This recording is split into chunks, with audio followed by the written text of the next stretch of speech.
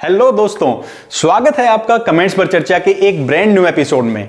मैं हूं आपका दोस्त हरविंदर सिंह और आज के वीडियो में हम जिक्र करेंगे आपके द्वारा किए गए कमेंट्स का।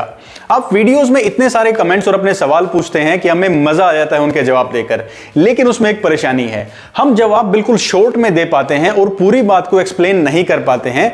साथ साथ ये जो कम्युनिकेशन है ये सिर्फ 2 ही लोगों तक रह जाती है।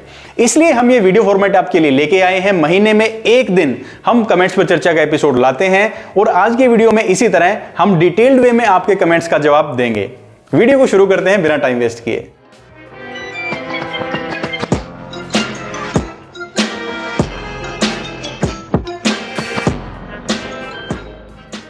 दोस्तों, पहले हमारे व्यूअर हैं मुनीश खटाना जी।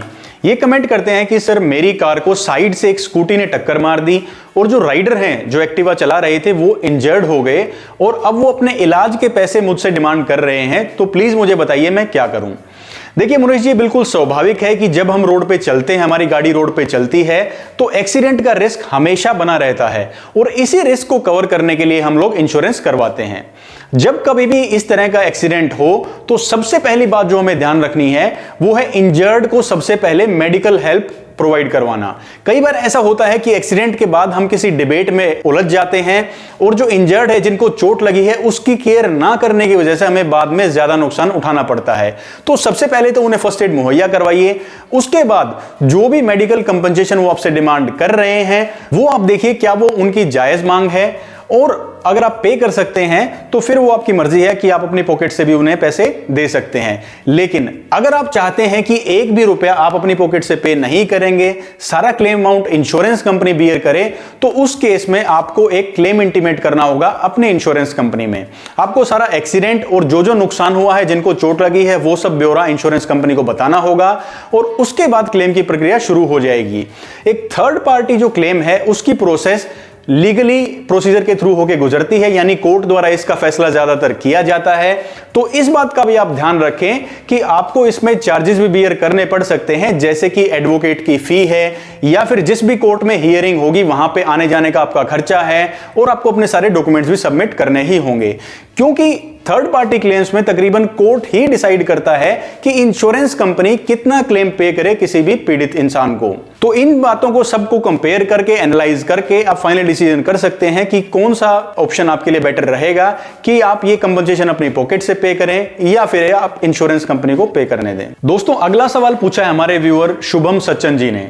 ये पूछते हैं कि इन्होंने 2021 में HDFC अर्गो की ऑप्टिमा सिक्योर पॉलिसी खरीदी थी और 2022 के अक्टूबर महीने में कुछ अपडेट्स आए हैं कंपनी की तरफ से, तो क्या वो इनकी पॉलिसी पे भी लागू होंगे, क्योंकि ये 1 साल पहले ये पॉलिसी खरीद चुके हैं। देखिए शुभम जी, मैं आपको ये बता दूं कि ऐसे 4 अपडेट्स हैं जो 21 अक्टूबर 2022 को कंपनी की तरफ से आए हैं HDFC Ergo optima secure plan के लिए। इनमें जो सबसे पहला अपडेट है वो है रूम रेंट कैपिंग को लेकर। पहले ऐसा होता था कि अगर आपने जो सम इंश्योर्ड खरीदा है उसके बेसिस पे ही आपकी रूम की कैटेगरी डिसाइड की जाती थी। अगर आपकी पॉलिसी में सम इंश्योर्ड 50 लाख रुपए से कम है तो फिर आप एक सिंगल प्राइवेट एसी रूम ही ले सकते हैं, और अगर ये सम इंश्योर्ड की लिमिट आपकी 50 लाख से एक्सीड करती है तो आप किसी भी कैटेगरी का रूम ले सकते थे। लेकिन अब ये अपडेट आने के बाद ऐसी कोई भी कैपिंग या लिमिट नहीं है। आपका कोई भी सम इंश्योर्ड हो, आप किसी भी कैटेगरी का रूम ले सकते हैं। दूसरा जो इसमें अपडेट आया है वो है डिडक्टिबल ऑप्शन को लेकर, यानी कि एनुअल एग्रीगेट डिडक्टिबल एक डिस्काउंट का ऑप्शन इस कंपनी ने दिया था।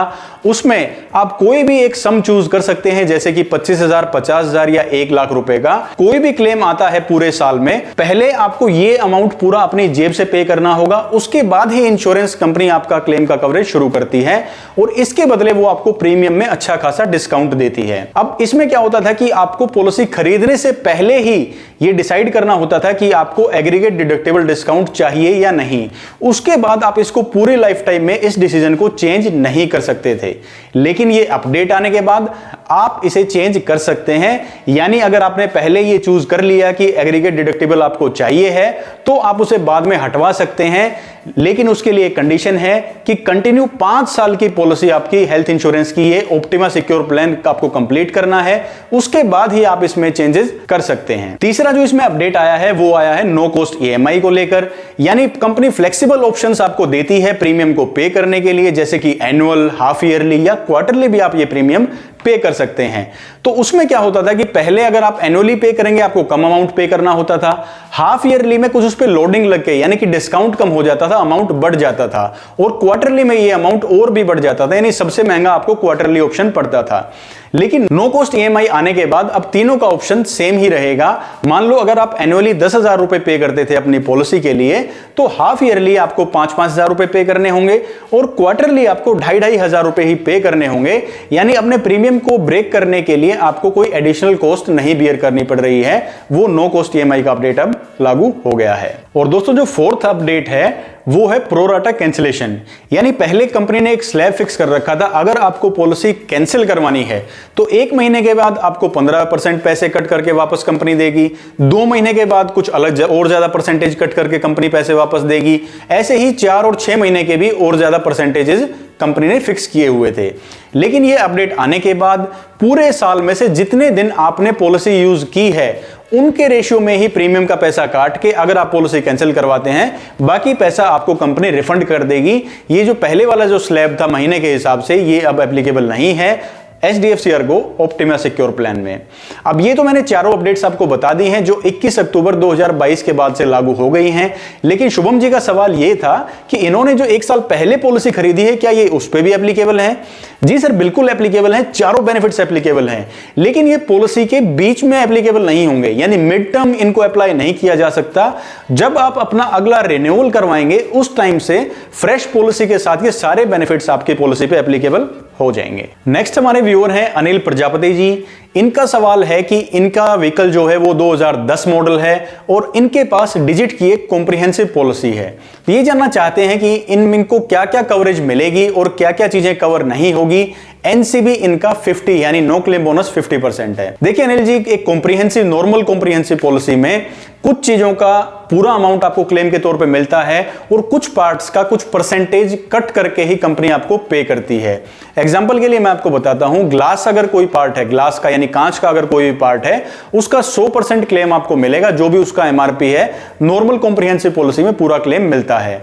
प्लास्टिक पार्ट्स आते हैं, उनका कंपनी आपको 50% अमाउंट पे करेगी, यानी 100 रुपए की कोई चीज है तो 50 रुपए ही इंश्योरेंस कंपनी आपको उसके बदले पे करेगी। और जो मेटल की कैटेगरी आती है वो आपके व्हीकल की एज के हिसाब से होता है, तो 10 साल पुरानी एज में 50% के आसपास इंश्योरेंस कंपनी आपका क्लेम अमाउंट पे करेगी। अब ये तो हुई पार्ट्स की कवरेज की बात। टोटल लॉस के मामले में जो भी आपकी व्हीकल की वैल्यू है कंपनी वो पूरा अमाउंट पे करेगी, उसमें कोई भी डिडक्शंस नहीं होती हैं। अब बात करते हैं कि आपने बताया आपका नो क्लेम बोनस 50% है। अब देखिए, क्लेम की कवरेज पे नो क्लेम बोनस का कोई भी फर्क नहीं है। आपका एनसीबी चाहे 0 है, चाहे 25 है या 50 है, कवरेज में कोई भी डिफरेंस नहीं आएगा। लेकिन जब आप अपनी पॉलिसी को रिन्यू करवाएंगे उससे आपका प्रीमियम काफी कम जरूर हो जाता है। तो जो एनसीबी है वो आपके प्रीमियम के प्राइस पे फर्क डालता है, कवरेज पे इसका कोई भी फर्क नहीं है। दोस्तों अगला सवाल आया है हमारे व्यूअर देवकरण बेरा जी की तरफ से। वो पूछते हैं क्या फसल बीमा की शिकायत से संबंधित बीमा लोकपाल में मामला दर्ज किया जा सकता है या नहीं, स्पष्ट करें। देखिए देवकरण जी, बिल्कुल मामला दर्ज किया जा सकता है, लेकिन इसके लिए एक पर्टिकुलर प्रोसेस है। डायरेक्टली आप जाके बीमा लोकपाल में अपना मामला दर्ज नहीं करवा सकते हैं। जो इसमें पहला स्टेप है वो है आप बीमा कंपनी को लिखित में अपनी शिकायत लिखेंगे, डाक द्वारा आप उन्हें अपनी चिट्ठी अपनी शिकायत लिख के भेजेंगे, और अगर आप उनके जवाब से संतुष्ट नहीं होते हैं उसके बाद हर बीमा कंपनी का एक ग्रीवेंस डिपार्टमेंट होता है, यानी जो शिकायतों का निपटारा करता है। उस डिपार्टमेंट को ईमेल या पत्र द्वारा ही अपनी शिकायत लिखेंगे। वहां भी अगर आप उनके जवाब से संतुष्ट नहीं होते हैं तब आप उनकी शिकायत IRDA यानी कि insurance regulatory development authority of India को लिख सकते हैं। उसका जो नंबर है आपको स्क्रीन पे दिख रहा है, इस नंबर पे कॉल करके आप अपनी शिकायत दर्ज करवा सकते हैं, या आप ऑनलाइन इनकी वेबसाइट से भी अपनी शिकायत दर्ज करवा सकते हैं। और IRDA में शिकायत करने के बाद 15 दिन के अंदर भी अगर आप कंपनी के दिए गए सुझाव या समाधान से संतुष्ट नहीं है तब आप जाके इंश्योरेंस ओम्बड्समैन यानी कि बीमा लोकपाल में अपना मामला दर्ज करवा सकते हैं। आपका नजदीकी बीमा लोकपाल का दफ्तर के कहां पे है ये जानने के लिए हमने आपके लिए पूरे इंडिया के जो ओम्बड्समैन ऑफिसेज हैं उनकी PDF लिस्ट डिस्क्रिप्शन में अपलोड कर दी है। आप वहां से अपने नजदीकी ऑफिस को चेक कर सकते हैं और वहां पे अपनी शिकायत दर्ज करवा सकते हैं। एक बात का आपको खास ख्याल रखना है कि जितने भी आपने लेटर्स या कंप्लेंट्स या ईमेल्स जो शेयर की हैं बीमा कंपनी या उनके ग्रीवेंस डिपार्टमेंट के साथ, उन सब की फोटोकॉपीज और रिकॉर्ड आपको अपने साथ में रखना है। साथ साथ उनकी जो कोरियर की रिसिप्ट्स हैं जो अपने भेजे हैं उनके पास लेटर, उनकी भी फोटोकॉपी आप अपने पास रखिए, वो आपको काफी काम आएंगे ओम्बड्समैन के क्लेम प्रोसेस के दौरान। अब दोस्तों हमारे अगले व्यूअर हैं सुरेश दुग्गा जी। ये पूछते हैं, सर मेरी बाइक का इंश्योरेंस एक्सपायर हुए 5 महीने हो गए हैं, तो क्या उसे रिन्यू करवाने का कोई फायदा है या नहीं?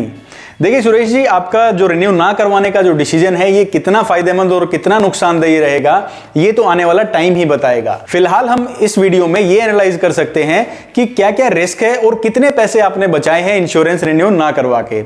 अब अगर बात करें टू व्हीलर की, तो 800 रुपए से लेकर 1500 रुपए के बीच में थर्ड पार्टी और फर्स्ट पार्टी दोनों पॉलिसीज आप अपनी बाइक की करवा सकते हैं। अब बात करते हैं रिस्क की कि इसके बदले कितना रिस्क आप उठा रहे हैं।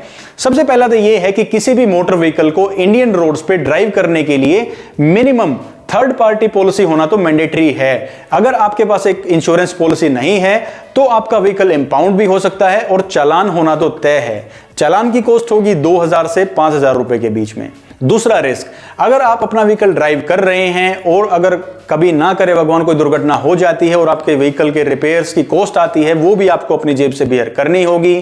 फर्स्ट पार्टी अगर आपके पास इंश्योरेंस पॉलिसी होती तो अगर आपके व्हीकल में कभी टोटल लॉस का क्लेम भी आता है, यानी वो चोरी हो जाती है या पूरी तरह से नुकसान उसका हो जाता है, तो वो क्लेम भी आपको अपनी पॉकेट से ही सारे एक्सपेंसेस को बेयर करना होगा। और थर्ड पार्टी के लॉसेस का तो कोई लिमिट है ही नहीं, यानी आपके व्हीकल से किसी और को चोट लग जाती है, वो सारा रिस्क भी आपको ही बेयर करना होगा। तो अगर कंक्लूजन देखें तो इसमें नुकसान ही नुकसान है। मैं आपको सलाह दूंगा, आपको आज ही अपनी बाइक का इंश्योरेंस रिन्यू करवा लेना चाहिए। तो दोस्तों ये आपके जो कमेंट्स थे मैंने उनका जवाब देने की कोशिश की है और उम्मीद करता हूं जानकारी आपको पसंद भी आई होगी। आपको ये वीडियो फॉर्मेट और यहां पे दी गई जानकारी कैसी लगी कमेंट सेक्शन में मुझे जरूर बताइए, ताकि अगर कुछ बदलाव अगर हो सकता है तो मैं वो आपके लिए जरूर करूं। अगर आप इस चैनल पर नए हैं और यहां पे दी गई जानकारी भी आपको पसंद आती है, चैनल को सब्सक्राइब जरूर करें। मैं हरविंदर सिंह आपसे लूंगा इजाजत, मिलूंगा आपसे अगले हफ्ते और नई जानकारी और अपडेट्स के साथ। तब तक के लिए अपना ख्याल रखिए, खुश रहिए और स्वस्थ रहिए। जय हिंद।